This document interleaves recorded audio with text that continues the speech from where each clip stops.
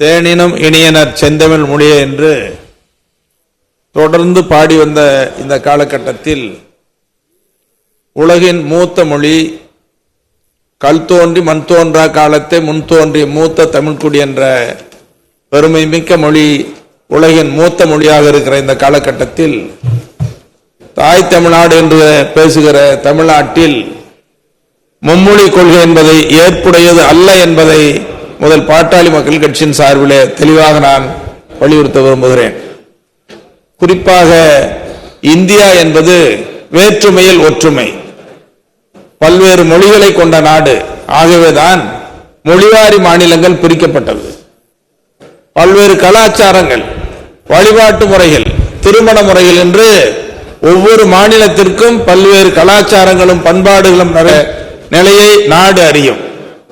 அந்த அடிப்படையிலே தான் உலகில் இருக்கிற 3000 மொழிகளுள் 3000க்கும் மேற்பட்ட மொழிகளாக இருந்தாலும் கூட குறிப்பிட்ட மொழிகள் 3000 மொழிகள். அந்த 3000 மொழிகள் முக்கியத்துவம் வாய்ந்தது 6 மொழிகள்: லத்தீன், கிரேக்கம், சீனம், பாரசீகம் உள்ளிட்ட அந்த 6 மொழிகளில் முக்கியத்துவம் வாய்ந்தது நம்முடைய உயிரணைய தாய்மொழி. அப்படி இருக்கிற தாய்மொழியை வலியுறுத்தி வருகிற இந்த காலகட்டத்திலே தான் நம்முடைய மாண்புமிகு பிரதமர் நரேந்திர மோடி அவர்கள் கூட உலக நாடுகளுக்கு செல்கிற நேரத்தில் யாதும் ஊரே யாவரும் கேளீர் என்று சொல்லி தமிழை கொடுத்ததாக கூறி வருகிறார். அப்படி கூறி வருகிற இந்த காலகட்டத்தில், இந்த நேரத்தில் மும்மொழி கொள்கை என்பது தமிழ்நாட்டில் என்றும் ஏற்க முடியாது என்ற நிலையை தொடர்ந்து தமிழ்நாடு வலியுறுத்தி வருகிறது. அதற்கான போராட்டங்களை எல்லாம் நடத்தி உயிர் தியாகங்களை செய்து ஆட்சியே மாற செய்த மண் தமிழ் மண். ஆட்சி மாற்றங்களை உருவாக்கிய மொழியே ஆட்சி மாற்றங்களை தமிழ்நாட்டில் உருவாக்கி இருக்கிறது என்ற போராட்ட வரலாறு கொண்ட தமிழ்நாடு. அப்படிப்பட்ட இந்த தமிழ்நாட்டிலே தான் தாய்மொழியை விட உயர்ந்த கொள்கையாக எந்த மொழியும் இருக்க முடியாது என்பதற்கு உலகில் பல நாடுகள் உதாரணமாக இருந்து கொண்டிருக்கின்றன. நாம் மும்மொழி கொள்கையை பற்றி பேசுகிறோம், இருமொழி கொள்கையை பற்றியும் பேசுகிறோம். ஆனால் ஒரு மொழி கொள்கைதான் உன்னதமான கொள்கை. ஆங்கிலம் என்பது தொடர்பு மொழி. அதை நான் மறுக்கல், அரசின் கொள்கைக்கு உள்ளே நான் செல்லவில்லை. ஆகவே உலகத்தில் எந்த நாடுகளை எடுத்துக்கொண்டாலும் கூட அந்த நாட்டினுடைய தாய்மொழியிலே தான் கல்வி இருக்கிறது, பாடங்கள் இருக்கிறது, பாடத்திட்டங்கள் நடத்தி வருகிறார்கள். அந்த அடிப்படையில் நாங்கள் கூட அதிக நேரம் பேச விரும்பவில்லை. பாட்டாளி மக்கள் கட்சியின் சார்பிலே அகில இந்திய ஆட்சி மொழி மாநாடு என்ற ஒரு மாநாட்டை டெல்லியில நடத்தினோம். அது அன்றைய பிரதமராக இருந்த வாஜ்பாய் அவர்களை அழைத்தோம். நம்முடைய திராவிட முன்னேற்ற கழகம், அதிமுக உள்ளிட்ட எல்லா கட்சிகளும், இந்திய நாட்டில் இருக்கிற கட்சிகளை எல்லாம் அழைத்தோம். அப்பொழுது பிரதமர் அவர்கள் வர இயலாத காரணத்தால் அமரர் வாஜ்பாய் அவர்கள் பாலயோகி என்ற பேரவைத் தலைவரை சபாநாயகரை அனுப்பி வைத்தார், நாடாளுமன்ற சபாநாயகரை அனுப்பி வைத்தார். அவரும் வந்து பேசினார்.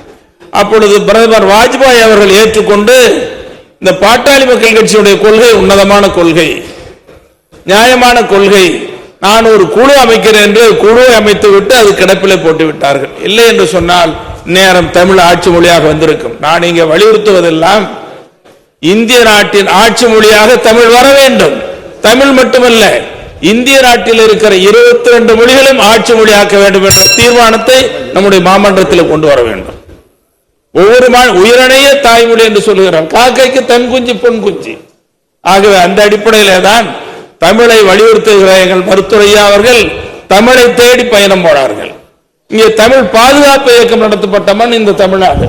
அதில் விடுதலை சிறுத்தைகள், தொல் திருமாவளவன், நம்முடைய மதிமுக பொதுச்செயலாளர் வைகோ போன்ற தலைவர்கள் எல்லாம் உள்ளடக்கி தமிழ் பாதுகாப்பு இயக்கத்தை நடத்தினோம். அப்பொழுது தமிழக மத்தியில மிகப்பெரிய வரவேற்பும் இருந்தது.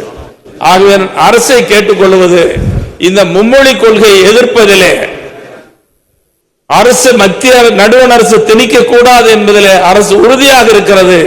ஆகவே தமிழக அரசினுடைய உறுதித்தன்மைக்கு, முதலமைச்சர் அவர்கள் எடுத்திருக்கிற நிலைப்பாட்டுக்கு பாட்டாளி மக்கள் கட்சி மொழி கொள்கையில் உறுதியாக இருக்கும் என்ற அந்த நிலைப்பாட்டை தெரிவித்து மீண்டும் நான் அரசை வலியுறுத்துவதெல்லாம், இங்கே இந்தியாவில் இருக்கிற, அப்பொழுது பாரதி கூட பாடினார் 18 முகமுடையாள் என்று பாடினார். இப்பொழுது 18 22 மொழியாக இருக்கிறது.